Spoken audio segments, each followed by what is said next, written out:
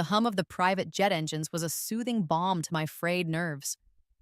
I stood in the cavernous hangar, the cool, recycled air doing little to chill the simmering rage that had been my constant companion for 5 long years. On the massive digital screen before me, Marcus thrashed. His face, usually a mask of smug superiority, was contorted in a rictus of fury and disbelief. He was at JFK, gesticulating wildly at an impassive airline attendant, his voice a silent movie of impotent rage. "Did you make sure his card was declined for all alternate flights, too?" I asked, my voice deceptively calm. Zara, my assistant, a woman whose loyalty was as sharp as her intellect, gave a curt nod. "Yes, Miss Blackwood, as requested. Every major carrier and even the smaller charters. His corporate cards are also experiencing technical difficulties." A ghost of a smile played on her lips. A notification pinged on my phone. I glanced down. Anniversary, Flight 722 crash. The words leapt out, stark and brutal. My breath hitched. The hangar, a moment ago a symbol of my power, suddenly felt like a cage. The scent of jet fuel, usually invigorating, now choked me. My heart hammered against my ribs, a frantic bird desperate for escape. The sterile white walls seemed to close in, the floor tilted beneath my feet. No, not now, not again. I could feel the cold, the crushing pressure, the screams. Her screams, my screams. The acrid taste of salt water filled my mouth. Darkness, silence. "Miss Blackwood?" Zara's voice, laced with concern, pulled me back from the abyss. I forced a deep breath, then another. The edges of the hangar sharpened back into focus. The panic receded, leaving behind the familiar dull ache of memory. I straightened, smoothing a non-existent wrinkle in my tailored suit. "Let him feel what it's like to be stranded and helpless," I said, my voice now laced with a chilling resolve. "I've been planning this for 5 years since my rebirth." 5 years. 5 years of meticulous planning, of rebuilding myself, of nursing this cold, hard knot of vengeance in my chest. Marcus thought he'd won. He thought he'd gotten away with it. He had no idea the depths of the hell I was about to unleash upon him. This was more than just a canceled flight. This was a reckoning. What happened to me? Why this elaborate, cruel ballet of revenge? The answers were tangled in a web of family secrets, betrayal, and a past life that still haunted my waking hours and stalked my dreams. My gaze drifted to a small, framed photo on a nearby console. It was from a Christmas past, a relic of my first life. There I was, younger, softer, flanked by my parents, their faces alight with love. And there, standing just a little too close, a little too proprietary, was Marcus. His arm was slung around my shoulder, a smile plastered on his face that, in retrospect, looked more like a predatory grin. The photo was a lie, a carefully constructed facade hiding a rotten core. He had taken everything from me once. This time, I would take everything from him, and I would enjoy every single moment of it. The irony was he'd never see it coming, not from me. Not from the Mia he thought he knew, the Mia he thought he'd destroyed. The first sensation was light, a searing, unwelcome intrusion behind my eyelids. Then came the pain, a dull, throbbing symphony that seemed to emanate from every cell in my body. I tried to move, but my limbs were heavy, unresponsive. A groan escaped my lips, dry and raspy. "She's waking up, doctor! She's waking up!" A woman's voice, urgent and surprised. My eyelids fluttered open, then slammed shut against the harsh fluorescent glare. I tried again, blinking until the sterile white of a hospital room swam into focus. A face loomed over me, a kind, middle-aged woman in a nurse's uniform. "Mia, can you hear me, dear?" Mia, yes, that was my name. But something was wrong, terribly wrong. My mind was a fog, a jumble of fragmented images and sensations. The last thing I remembered. The plane, the screaming, the cold, dark water. What happened? I managed, my voice barely a whisper. A doctor, a man with kind eyes and a gentle smile stepped forward. "Mia, you've been in a coma for 5 years." 5 years? The words didn't register. It couldn't be. I remembered yesterday. I remembered dying. There was a plane crash. He continued, his voice soft. Flight 722. It went down in the Atlantic. You were the sole survivor, Mia. Flight 722. The name sent a fresh wave of terror through me. The images came flooding back, sharp and vivid. The sudden, violent lurch. The oxygen masks deploying. The terrified faces of the other passengers. The impact. The icy water engulfing me. The crushing darkness. I had died. I knew I had died. I remembered the fading light, the strange sense of peace that had settled over me in those final moments. And yet, here I was, alive. It's a miracle, Mia, the doctor said, his voice filled with awe. Your recovery, it's nothing short of miraculous. You had extensive injuries, we weren't sure, but you fought hard. As the days turned into weeks, the fog in my mind began to clear. The doctors explained the extent of my injuries: multiple fractures, internal damage, a severe head trauma that had kept me locked in a silent world for half a decade. But with the returning clarity came a horrifying realization. This wasn't just a miraculous recovery. This was a second chance, a do-over. I had lived this life before, up until the crash. And in that life, I had not survived. This was a parallel timeline, a bizarre, impossible twist of fate. Then came another blow, a cruel twist of the knife in an already gaping wound. My parents, they were gone. A car accident, they said. 2 years into my coma, 2 years I had lain there, oblivious, while the world moved on without me. The grief was a raw, physical ache, a hollow emptiness that threatened to consume me. I was alone, and I was, to my utter shock, a billionaire. My parents' tech company, Blackwood Industries, a giant in the world of software and innovation, was now mine. All of it. And then I heard his name. Marcus, my cousin, my trusted confidant, my betrayer. He had been running the company in my absence, and they told me, stepping up in the family's time of need. But I knew Marcus. I knew his ambition, his ruthlessness, the greed that lurked beneath his charming facade. He had been expecting me to die. He had been counting on it. He had been poised to inherit everything. A cold fury, sharper and more potent than any I had ever known, began to smolder within me. I had been given a second chance, yes, but it wasn't just a chance to live. It was a chance for revenge. I knew what was coming. I had lived the next 5 years of this life already, up to that fateful flight. I knew Marcus's moves, his plans, his deceptions, and this time, I would be ready. This time, Mia Blackwood was not going to be a victim. She was going to be the hunter. My first life. It seems like a dream now, a distant, faded photograph. I was Mia Blackwood, struggling graphic designer. Talented, yes, but overshadowed. I worked at Blackwood Industries, my parents' company, but I was just another cog in the machine, trying to prove myself, trying to make them proud. My designs were good, innovative even, but I lacked the cutthroat ambition, the killer instinct that thrived in the corporate world. Marcus, though. Marcus had it in spades. He was my cousin, my confidant, the brother I never had. Or so I thought. We grew up together, shared secrets, dreams. I trusted him implicitly. He was charming, charismatic, and everyone loved him. He worked alongside my parents, learning the ropes, positioning himself as the heir apparent. I never suspected a thing. How could I? He was family. I remember that day at the airport like it was yesterday. It was a crisp autumn morning. I had a first-class ticket to London, a crucial client meeting.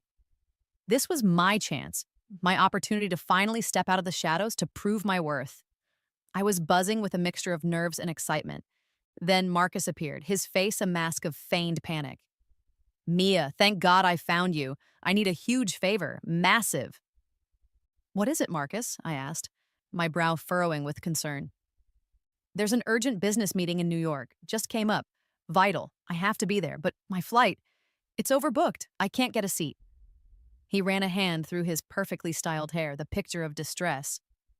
Your flight, it's the only one that gets me there in time. He wanted my seat, my first-class ticket, my chance. But Marcus, this London meeting, I began, a knot of disappointment tightening in my chest. I know, cuz, and I'm so sorry, but this is It's critical for the company, for Dad and Mom. He always knew how to play me, how to appeal to my loyalty, my desire to please.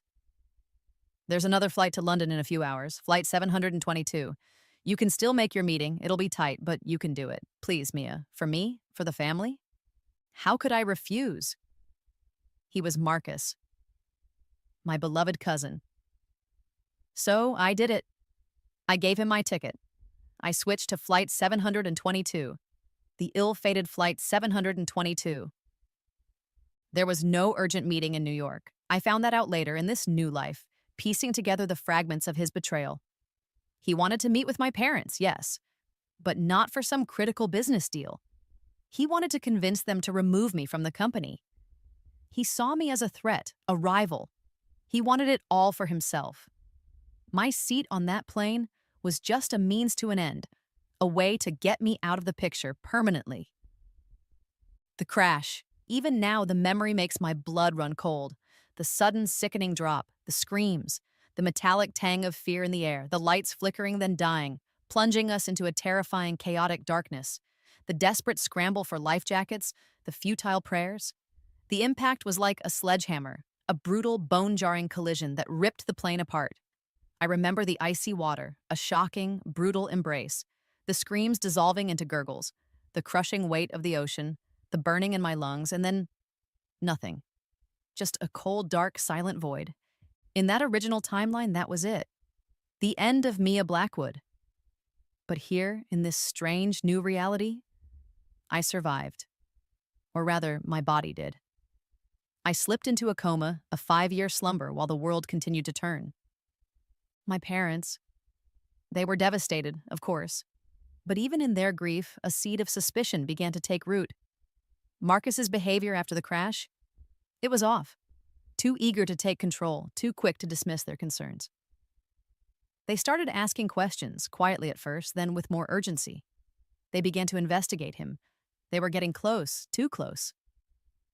And then, the car accident. Convenient, wasn't it?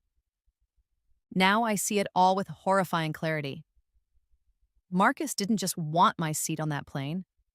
He wanted my life. He wanted my inheritance. He wanted everything. And he was willing to do anything to get it. He was a monster, hiding in plain sight, cloaked in the guise of a loving cousin. And I, in my naivety, in my blind trust, had walked right into his trap. Twice. But there wouldn't be a third time. The hospital room became my world. White walls, beeping machines, the constant hum of hushed conversations. Recovery was a slow, arduous journey. Physical therapy sessions pushed my body to its limits, each movement a painful reminder of the trauma it had endured. My muscles, atrophied from 5 years of disuse, screamed in protest. But I pushed through, fueled by a burning resolve that surprised even myself. The news of my parents' death hit me like a physical blow. 2 years into my coma, they were gone. A car accident, the official report said. Brake failure, tragic, unforeseen. But the timing, it was too convenient. A cold dread seeped into my bones. Marcus, could he? The thought was too monstrous to contemplate, yet it clung to me like a shroud. The first time I saw him after waking up, it was a carefully orchestrated performance. I was propped up in bed, pale and frail, the picture of a broken survivor. He walked in, his face a carefully constructed mask of concern and relief. But his eyes betrayed him. I saw it just for a flicker of a second, a flash of shock, of barely concealed disappointment. He had been so close to having it all, and then I had woken up. The ghost had returned to reclaim her throne. Mia, oh, thank God you're awake. He rushed to my bedside, his voice oozing false sincerity. He clasped my hand, his touch sending a shiver of revulsion down my spine. I played my part, weak, confused, my memory hazy. I feigned ignorance about business, about the company, about everything. I let him believe I was no threat, just a fragile, broken girl who needed his help. Don't you worry about a thing, cuz, he said, patting my hand. I've been taking care of everything. The company is in good hands. You just focus on getting better. I'll continue to help out. for as long as you need me." His arrogance was almost laughable. He thought I was a fool. He thought he could manipulate me, control me, just like before. He had no idea who he was dealing with. The Maya who had trusted him, who had loved him, was dead. She had died in the icy waters of the Atlantic. The woman who had taken her place was someone else entirely. Someone forged in the fires of betrayal and loss. Someone who knew his every move, his every thought. While I continued my charade of weakness, I began to dig. Secretly, meticulously. Nights were spent poring over company reports, financial statements, emails. As my mind, sharper than ever, pieced together the puzzle of Marcus's treachery. He had been systematically siphoning funds, transferring assets, creating a labyrinth of shell corporations. He was weeks, perhaps days, away from gaining complete, irreversible control of Blackwood Industries, my parents' legacy, my legacy. The rage that had been simmering within me now roared to life. He had tried to kill me. He had, I was increasingly certain, killed my parents. He had tried to steal everything that was rightfully mine. He would not succeed. I made a decision then, lying in that sterile hospital bed. I would take it all back. Every penny, every share, every last shred of power. But I wouldn't be rash. I wouldn't be impulsive. I would play the long game. I would let him think he was winning. I would let him dig his own grave. And when the time was right, I would bury him in it. Revenge, I decided, was a dish best served cold. And I was a patient woman. After all, I had all the time in the world, or rather, all the time in this second world, 1 year. It had been 1 year since I'd woken from that 5-year nightmare. A year of relearning to walk, to talk, to live.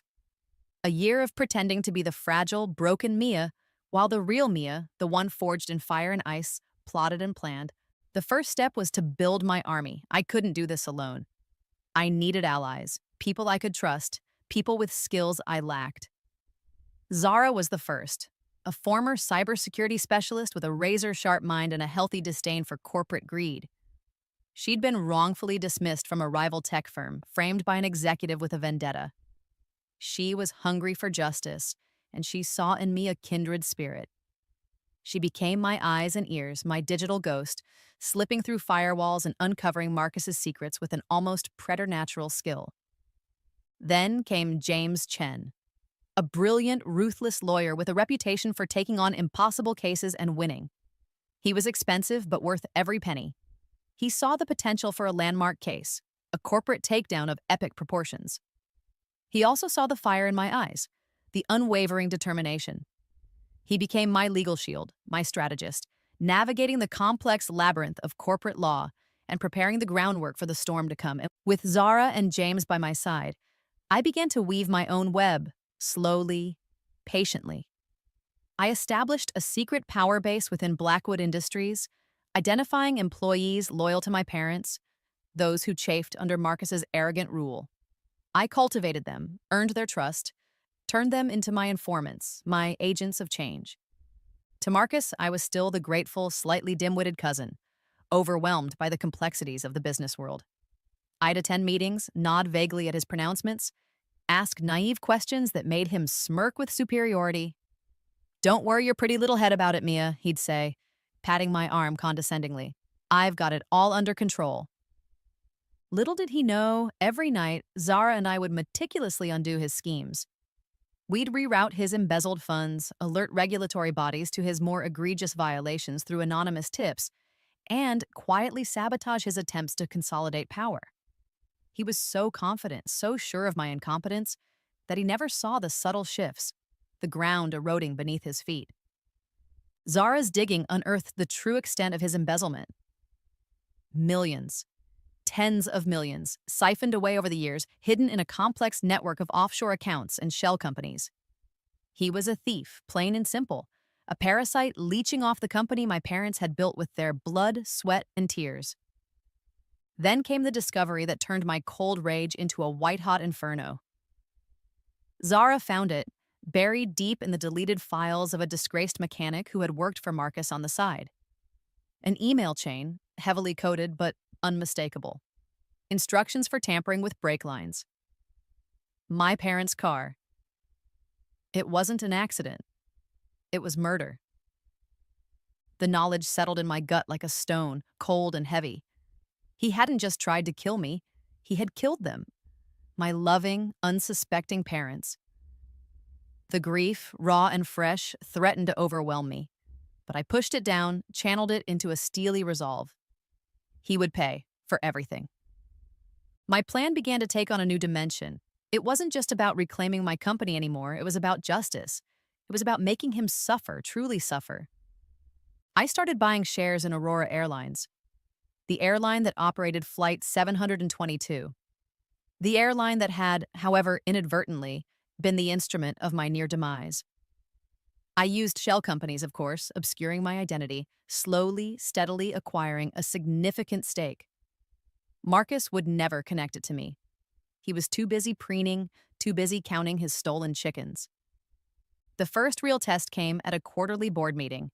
Marcus, in his infinite arrogance, decided it was time to publicly humiliate me, to demonstrate my unsuitability to ever lead Blackwood Industries.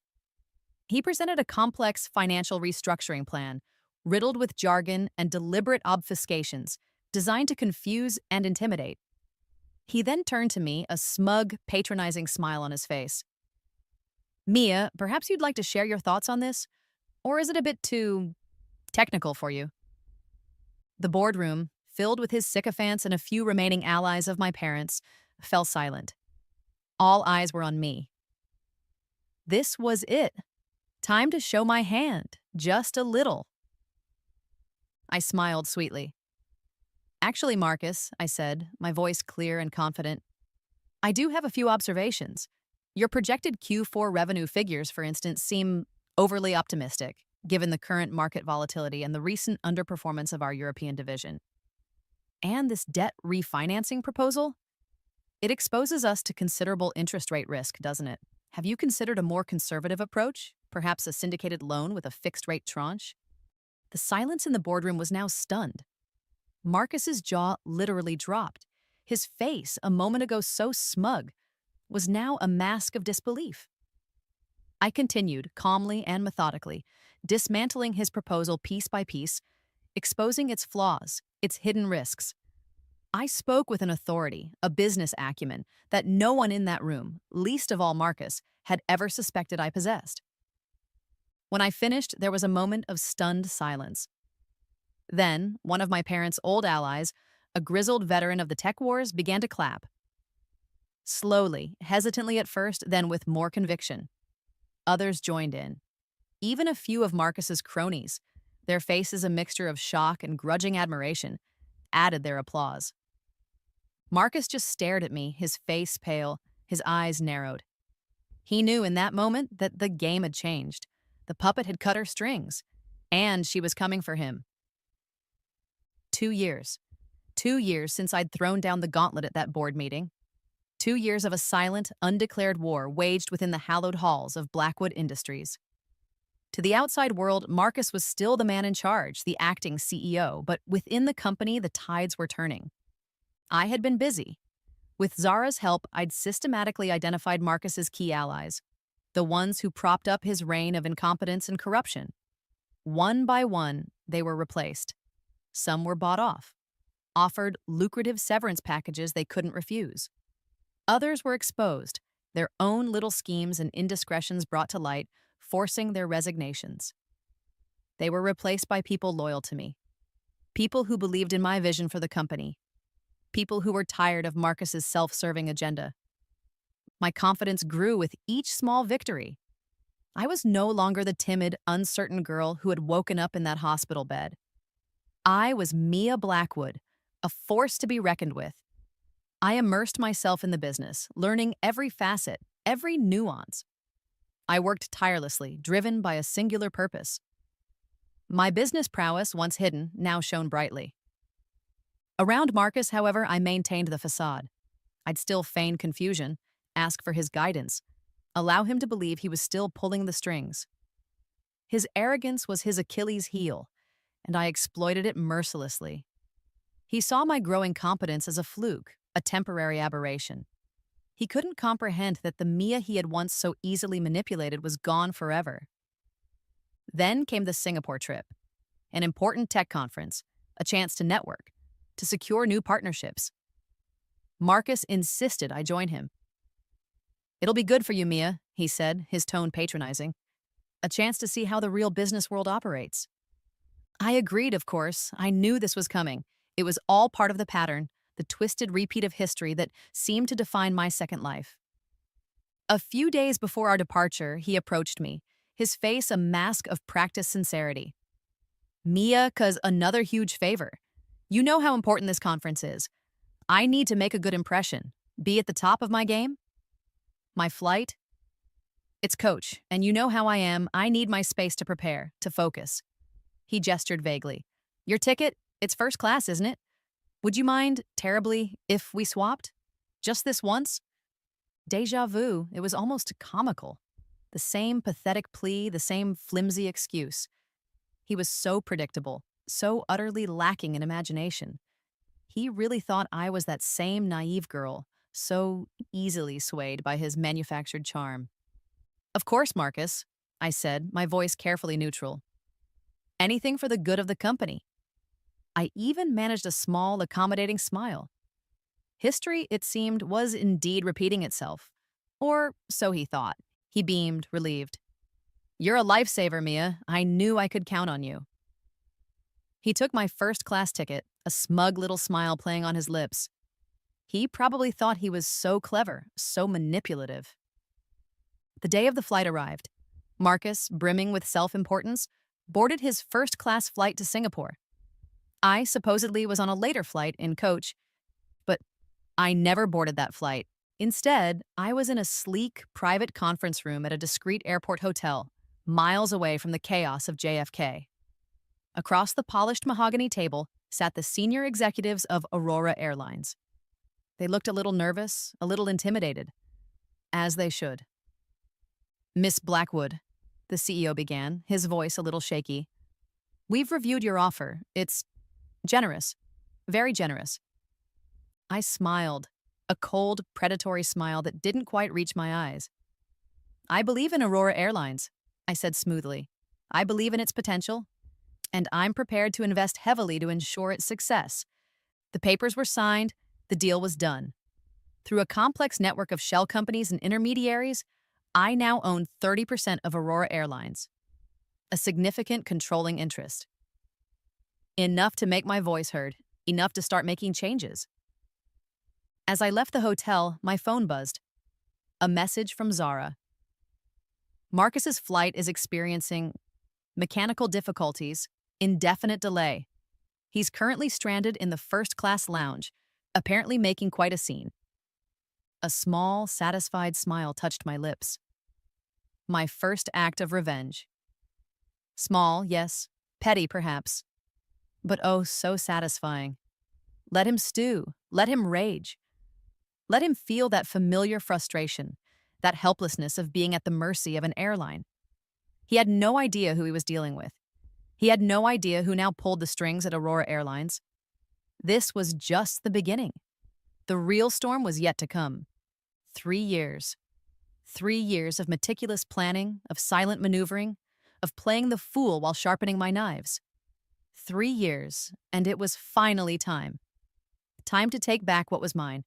Time for Marcus to face the music. The emergency board meeting was called at my request. The room was tense, electric with anticipation. Marcus sat at the head of the table, a smug, confident smirk plastered on his face. He thought this was his moment, his chance to finally consolidate his power, to oust me for good. He had no idea he was walking into his own execution. I let him grandstand for a while, spewing his usual blend of arrogance and half-truths. He spoke of his vision for the company, of the progress made under his stewardship. He painted me as an unstable, emotional woman, unfit to lead, a liability to Blackwood Industries. When he finally finished, a self-satisfied glint in his eye, I rose. I was calm, composed, my voice steady. "Thank you, Marcus," I said, my tone devoid of emotion. "A truly illuminating performance.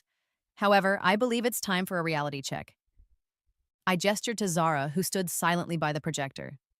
The screen flickered to life, displaying a series of documents, emails, bank statements. Evidence. Irrefutable evidence of Marcus's embezzlement, his corporate espionage, his systematic looting of Blackwood Industries. The room erupted in gasps. Marcus's face went white, then a mottled shade of red.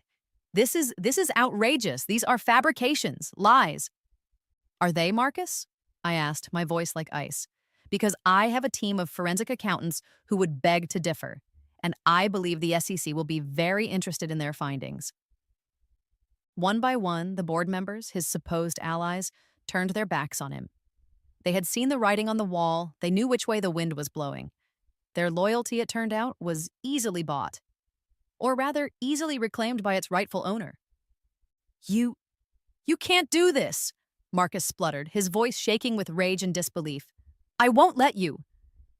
It's already done, Marcus, I said, my voice soft but firm. The board has voted, you're out, effective immediately. He stared at me, his eyes blazing with a mixture of fury and dawning comprehension. You bitch, you set me up after everything I did for you, for this family. I laughed, a cold, humorless sound. Everything you did to this family, you mean? You took my seat on a safe flight once, Marcus, and I nearly died. You orchestrated the events that led to my parents' deaths. History has a way of repeating itself, doesn't it? Only this time, you're the one going down. I formally reclaimed my position as CEO of Blackwood Industries, the company my parents had built, the company Marcus had tried to steal.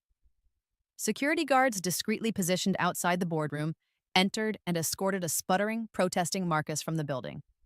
He threatened legal action, of course. He was still confident, still arrogant, still believing his hidden assets were safe, untouchable. He had no idea how thoroughly I had dismantled his house of cards. Oh, and Marcus? I called out as he was being dragged away. One more thing. Those offshore accounts, the shell corporations, they've all been frozen. The authorities have been notified. It seems your little nest egg has flown the coop. The look on his face. Pure, unadulterated horror. It was a masterpiece. He left the building a broken man, humiliated, defeated. But he still didn't know the full extent of my revenge. He thought this was the end. He had no idea it was just the beginning of his nightmare. He had played with fire, and now he was about to get burned. Severely. 4 years. 4 years since I had reclaimed my rightful place at the head of Blackwood Industries. 4 years of rebuilding, of restoring my parents' legacy, of transforming the company into something even greater than they had imagined. But amidst the success, the accolades, the quiet hum of a well-oiled machine, a dark shadow lingered. The plane crash. The nightmares still came, less frequently now, but just as vivid, just as terrifying. The cold, the screams, the crushing darkness. The trauma was a part of me, a scar that would never fully fade. And then there was the other, deeper wound. My parents. Their deaths. The official report, the brake failure, the tragic accident. I had never believed it, and now it was time to prove it. I hired a team of private investigators, the best in the business, discreet, relentless, with a knack for unearthing secrets buried deep beneath layers of deception. They dug into Marcus's past, his financials, his associates.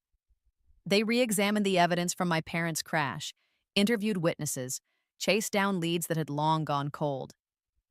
The investigation was a slow, painstaking process. Weeks turned into months. There were dead ends, false leads, moments of frustration when it seemed the truth would remain forever shrouded in Marcus's web of lies, but I didn't give up. I couldn't. I owed it to my parents. I owed it to myself. And then, the breakthrough. A disgruntled former employee of Marcus's, a mechanic with a gambling problem and a guilty conscience. He had been bought off, threatened into silence. But the investigators found him, persuaded him to talk. He had records, an old encrypted hard drive. And on that hard drive, the final damning piece of the puzzle.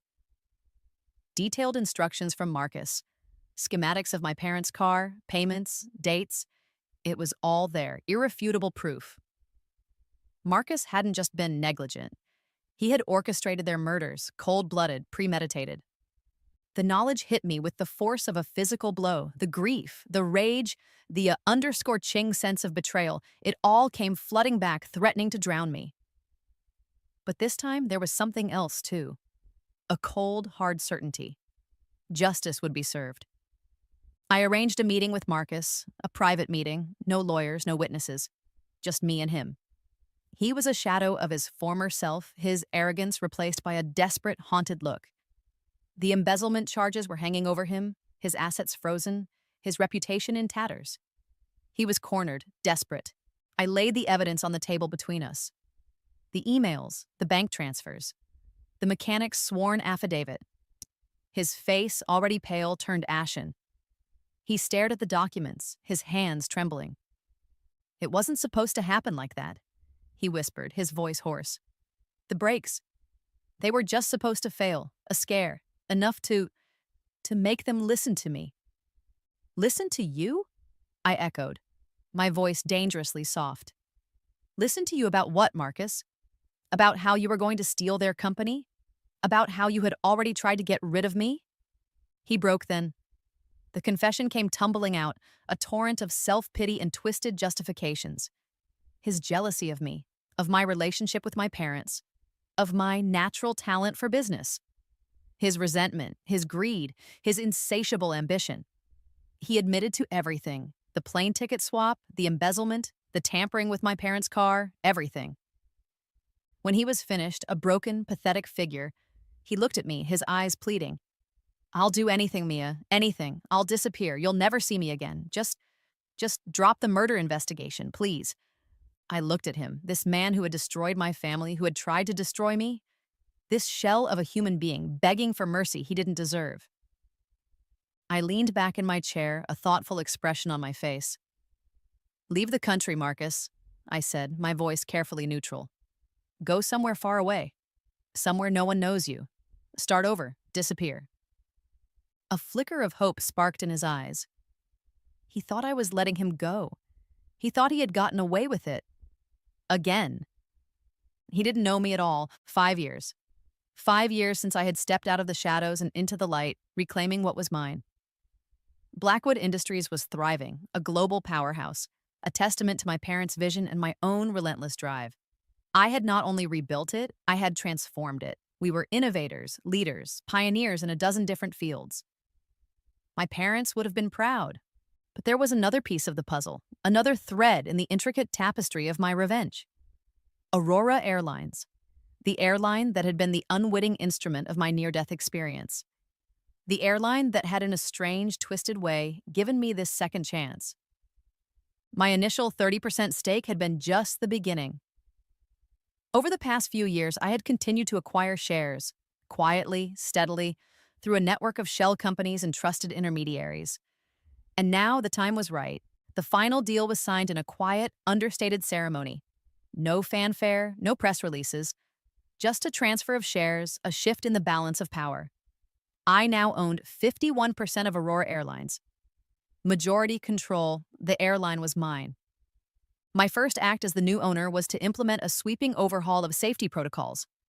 New training programs, new maintenance schedules, new technologies. No expense was spared. Aurora Airlines would become the safest airline in the world. I owed that to the victims of Flight 722, to their families. I established a foundation in their names, providing financial support, scholarships, a lasting legacy of remembrance. Then, I received the intelligence I had been waiting for. Marcus. He was living in Singapore under an assumed name, a ghost in the bustling metropolis. He thought he was safe. He thought he had escaped justice. He thought I had let him go. He was, as usual, wrong.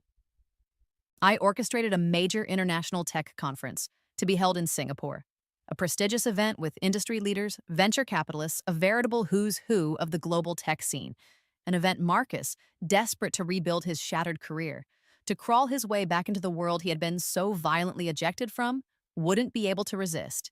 As predicted, he took the bait. He registered for the conference, using his false identity, no doubt dreaming of a triumphant return, a chance to reinvent himself. And, as I had also predicted, he booked his flight back to the U.S. on Aurora Airlines. My airline. His booking confirmation pinged on my private server. I reviewed it personally, a small, cold smile playing on my lips.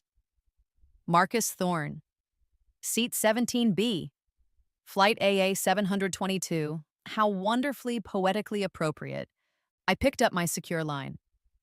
Zara, I said, we have a special passenger on Flight AA 722 from Singapore, Marcus Thorne. I need you to ensure he receives special handling. Consider it done, Miss Blackwood, Zara replied, her voice laced with a hint of relish. The trap was set. The bait was taken. The final act of my long, patient revenge was about to begin. And Marcus, blissfully unaware, was flying straight into the heart of the storm. His own personal, custom-designed storm, and so here we are. Back in my private hangar, the hum of the jet engines a symphony of impending retribution. The digital screen still shows Marcus at JFK, his face a mask of apoplectic rage. His flight, AA 722 from Singapore, had of course been canceled. Unforeseen operational issues, the official announcement had declared. A lie, of course, a beautiful, carefully crafted lie. His backup options, as Zara had so efficiently ensured, had also mysteriously evaporated. Every other flight to his desired destination was inexplicably full. His credit cards, both personal and corporate, were inexplicably declined. Even the airport hotels I had arranged were fully booked. He was stranded, helpless, at the mercy of an indifferent system. Just as I had been all those years ago, the irony was delicious. My phone rang. Caller ID, Marcus Thorne. I let it ring for a moment, savoring the anticipation. Then I answered, my voice a carefully constructed blend of sympathy and concern. Mia, thank God. You won't believe what's happening. My flight, it's canceled, and I can't get another one. Everything's booked. My cards, they're not working. I'm stranded, Mia. Stranded. His voice was a desperate, whining plea. The arrogant, condescending Marcus was gone, replaced by a pathetic, sniveling wreck. Oh, Marcus, that's terrible, I said, injecting a note of shocked dismay into my voice. Where are you, JFK? Don't worry, I'll help you. Of course I'll help you. He babbled his gratitude, his relief palpable even through the phone line. He still didn't suspect. He still thought I was his naive, easily manipulated cousin. He had no idea he was talking to the architect of his misery. I'll send my private jet for you, Marcus, I said, my voice dripping with false magnanimity. It'll be there in an hour. Just sit tight. I'll take care of everything. I hung up, a cold, triumphant smile spreading across my face. I turned to my chief pilot, a stoic, ex-military man whose loyalty was absolute. Captain Miller, I said, my voice now hard, devoid of any pretense. You'll be flying to JFK to pick up a passenger. A Mr. Marcus Thorne, your flight path? I have a very specific route in mind. I handed him a flight plan. He glanced at it, his eyebrows rising almost imperceptibly. It was the exact same route as the fatal Flight 722. Every waypoint, every altitude, every sickening turn. Understood, Miss Blackwood, he said, his voice impassive. I nodded. Good. I walked towards my own plane, a sleek, powerful Gulfstream G650. It was time. Time to close the loop. Time for Marcus to face his demons. Time for him to experience firsthand the terror he had inflicted upon me, upon so many others. As I boarded the jet, I glanced back at the hangar. The digital screen was now blank. Marcus was no longer visible. But I could almost feel his fear, his desperation, his dawning realization that something was terribly, terribly wrong. He had taken my seat once, and it had nearly cost me my life. Now I was giving him a seat on a flight he would never forget. A flight into the heart of his own personal hell. And I would be there to greet him when he landed. If he landed. The engines roared to life, the jet began to taxi. My revenge, 5 years in the making, was finally taking flight. The private lounge at JFK was an oasis of calm amidst the airport's usual chaos. Plush leather chairs, hushed conversations, the clinking of ice and expensive scotch. Marcus sat hunched in a corner, looking disheveled and defeated. When he saw me enter, a wave of relief washed over his face. He rushed towards me, his eyes wide with a desperate gratitude that was almost comical. Mia, oh, thank God you're here. I don't know what I would have done. This whole day has been a nightmare.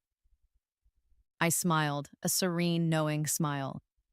I can only imagine, Marcus. I led him to a secluded alcove, poured him a generous drink, which he gulped down like a man dying of thirst. He babbled on about the canceled flights, the declined cards, the sheer incompetence of the airline staff. He was so wrapped up in his own self-pity, he didn't notice the subtle shift in my demeanor, the cold, calculating glint in my eyes. It's almost as if someone was deliberately trying to make your life difficult, isn't it, Marcus? I said, my voice soft, almost a purr. He looked at me, a flicker of confusion in his eyes. What do you mean? Oh, I said, swirling the amber liquid in my own glass. Canceling your flight on Aurora Airlines, for instance. An airline I happen to have a controlling interest in. Did you know that, Marcus? His eyes widened, the color drained from his face. You own Aurora Airlines? Among other things, I said, my smile widening. Blackwood Industries, for example, my parents' company, the company you tried to steal. He stared at me, speechless, his mind struggling to process the implications. The pieces were starting to click into place, forming a horrifying, unbelievable picture. And your parents, Marcus, I continued, my voice now laced with a chilling calm. Such a tragedy, their car accident. Brake failure, wasn't it? So unfortunate.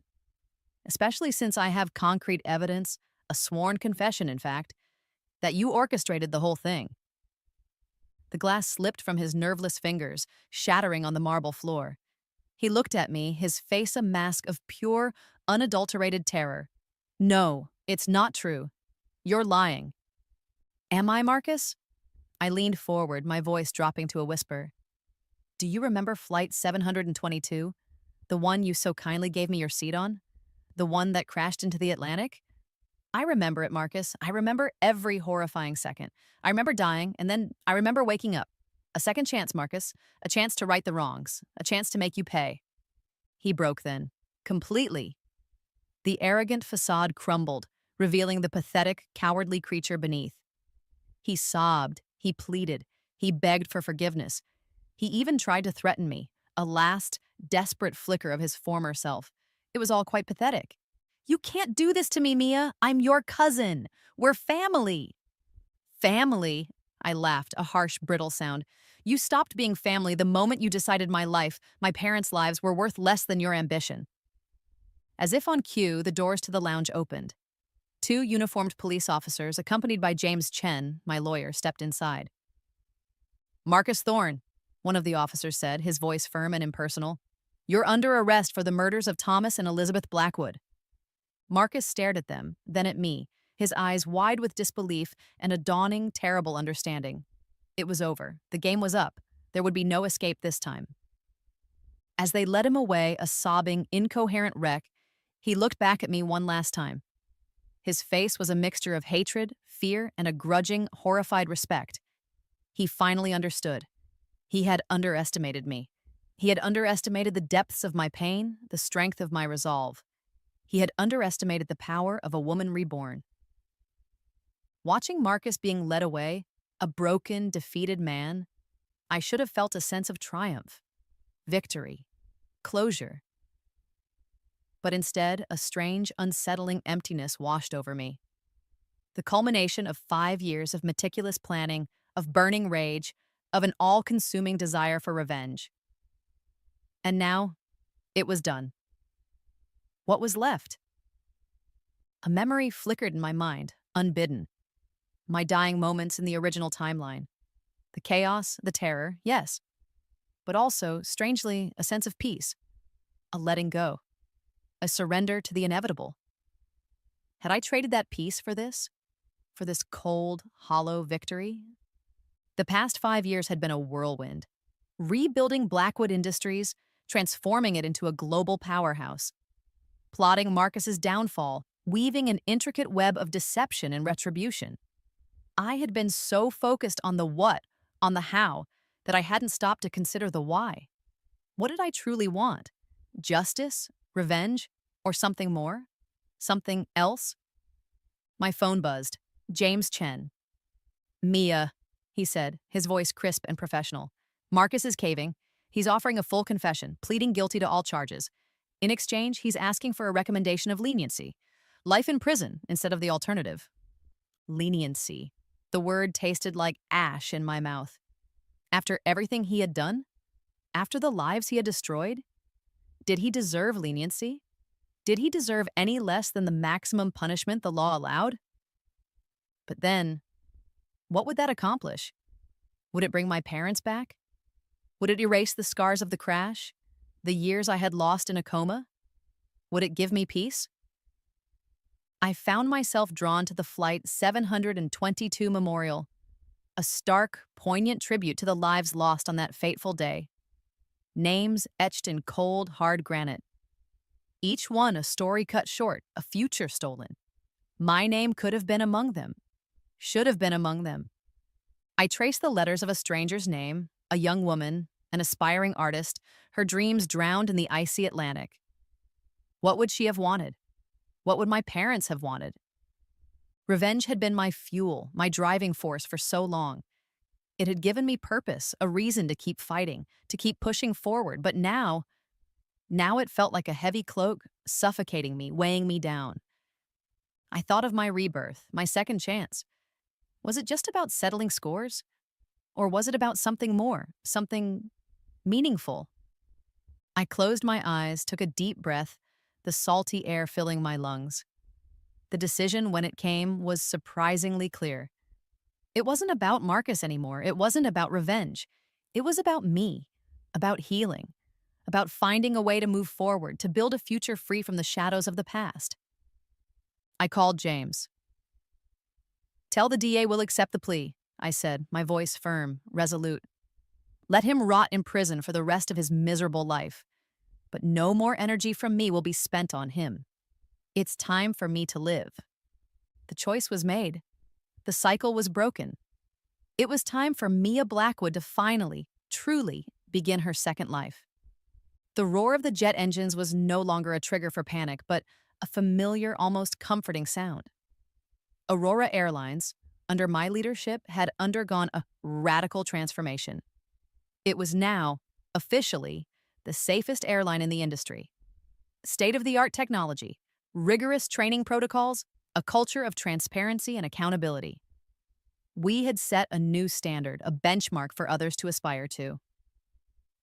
The Flight 722 Foundation was thriving, providing support and solace to families affected by air tragedies, not just our own. We funded research into aviation safety, scholarships for aspiring pilots and engineers, and grief counseling services. It was a way to honor the past, to create something positive from the ashes of tragedy. Marcus was where he belonged, rotting in a maximum security prison, stripped of his name, his wealth, his power. A forgotten relic of a past I was determined to leave behind. His confession had ensured he would never see the outside world again. Justice, in its own way, had been served. He was exiled from my life, his memory a fading stain. Sometimes, reports of his miserable existence would filter through, a grim satisfaction. But mostly, he was a non-entity. And me, I was finally taking a flight. Not for business, not for revenge. For myself. A simple vacation, a chance to breathe, to explore, to just be. As the plane soared through the clouds, I felt a sense of lightness, of liberation, that I hadn't experienced in years. The fear, the trauma, they were still there, a faint echo in the recesses of my mind. But they no longer controlled me. I had a moment of clarity then, gazing out at the endless expanse of blue. My rebirth, my second chance, it hadn't been just about revenge. That had been a necessary cathartic chapter, a purging of the poison that had infected my life. But it wasn't the whole story. It was about creating something meaningful, something lasting. It was about using the knowledge, the power, the resources I had been given to make a difference, however small. I pulled out my tablet, reviewing the latest designs for a new generation of aircraft safety features. A project I was personally spearheading at Blackwood Industries in collaboration with Aurora. A safer, more intuitive emergency oxygen system, reinforced cabin structures, AI-powered early warning systems. Innovations that could save lives, prevent future tragedies. I looked out the airplane window again. My reflection, superimposed against the backdrop of billowing white clouds, seemed to shimmer, to merge. The Mia of the past, the victim, the survivor, and the Mia of the future, the leader, the innovator, the healer. Two selves, finally, at peace. My second life hadn't been a gift I'd asked for, but it was a gift nonetheless, and I was determined to make the most of it. Not just for myself, but for all those who hadn't been so lucky. The journey was far from over. In fact, it felt like it was just beginning. And for the first time in a very long time, I looked towards the horizon with a sense of hope, of purpose, of quiet, determined optimism. I was Mia Blackwood, and I was finally free.